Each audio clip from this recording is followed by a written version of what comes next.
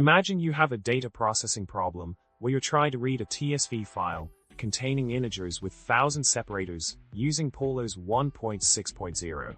The encoding is set to UTF-16.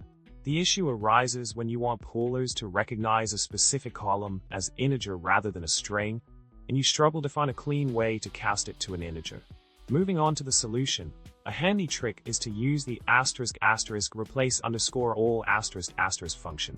This function allows you to account for multiple comma separators, ensuring a smooth conversion to integers. By chaining operations and casting the column with asterisk PL in 64 asterisk, you effortlessly transform the data into the desired format. A vital step in this process is to follow up with ensuring the accuracy of the data shape post-transformation. By utilizing the correct commands, you'll achieve a clean output where the problematic column is correctly recognized as an integer. This meticulous approach ensures data integrity and consistency in your processing pipeline.